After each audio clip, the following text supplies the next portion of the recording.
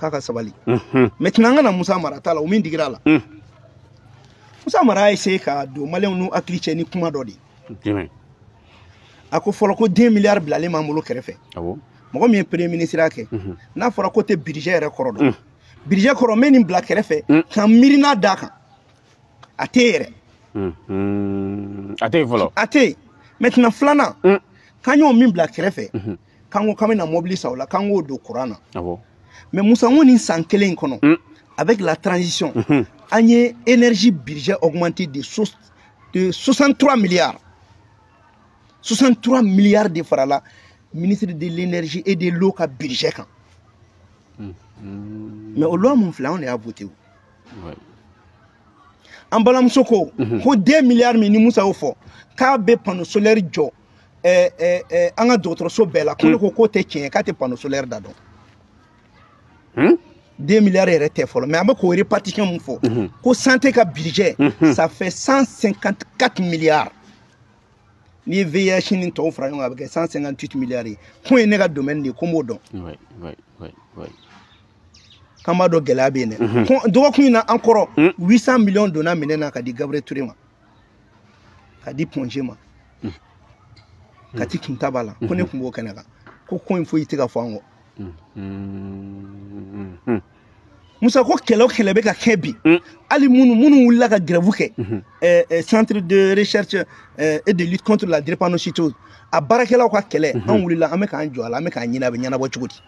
anya directeur wuli ka nyininga ani ministre yɛrɛ bina kuma ko be ka kɛ Mali la kɛnɛya ko kan a tɛmɛ an ministre wuli an bena tigi kuma bɛɛ kan mun kɛra mun ma kɛ mun bena kɛ o bolo dalen do o ma sɔrɔ ale ka kuma fɛ dɛ mais o bolo dalen do ka ban commission santé yɛrɛ la an y'a réunion fɔlɔ kɛ k'a lajɛ ni ministre nana fɛn jumɛn ni fɛn jumɛn ɲɛnabɔra mun ni mun ma kɛ mun ni mun kan ka kɛ an bɛ ka ministre kɔnɔ la o sirilen tɛ gouvernement ka évaluation na dɛ o ye an ka commission ye baara min bolo da walasa k'a dɔn madame la ministre a ye baara jumɛn kɛ majɛ jumɛn bɛ yen fɛn jumɛn ni fɛn jumɛn kan ka kɛ donc ni ne bɛ k'o kɛ ne tɛ jigin n yɛrɛ la ne ni n ka commission bɛɛ bɛ k'o kɛ maintenant ko 2 milliards Musa ko mobili sanne bɛ CNT la ka ban donc 2 milliards tɛ kɛrɛfɛ mobili sana o mobili minnu sana Musa o kun ye galon caman tigɛ V6 de do hali V8 yɛrɛ tɛ V6 mais Musa mun nana ni mobili ko yɛrɛ anw nana san 4 filɛ ne yɛrɛ de kun bɛ commission contrôle la an ye jateminɛ de kɛ jamana ka wari de bɛ ka ta ka don mobili kɔrɔw dilannen na mobili minnu ye san 9 san 10 kɛ ka ban o mobili tɛ se ka boli bilen o mobili minnu tɛ se ka boli an bɛ wari min don o dilannen na o bɛ ɲini ka surunya mobili kelen dilannen na san kɔnɔ an ko yani an ka jamanadenw ka nafolo tiɲɛ ka mobili kɔrɔ dilan an ka mobili dɔ ɲini minnu sɔngɔ man ca mais hali ni anw taara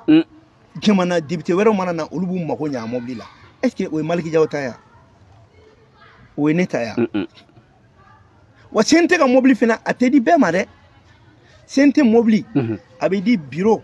mɔgɔ 10 bureau mɔgɔ secrétaire parlementaire 6 vice président 6 ka fara an ka président kan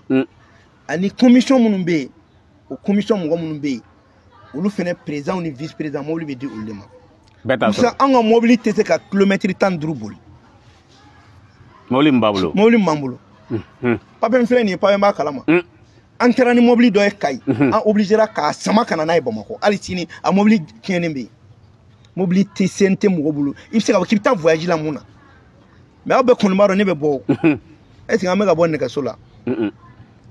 a ko Faransi député k'olu bɛ don terrain kɔnɔ u bɛ nɛgɛso boli o ye tiɲɛ kɛ parce que terrain sira dilannen bɛ yen n'an yɛrɛ y'o sɔrɔ an tɛ don a kɔnɔ mais ko ne fana b'a fɔ a ɲɛna ko fɔ n b'a yɛrɛ bɛ yɛlɛ katakatani kɔfɛ Telimani ne yɛrɛ bɛ yɛlɛ Telimani kɔfɛ ka taa assemblée la kɔsan in na conférence de président mun kɛra ne yɛlɛla Telimani kɔfɛ ka taa assemblée la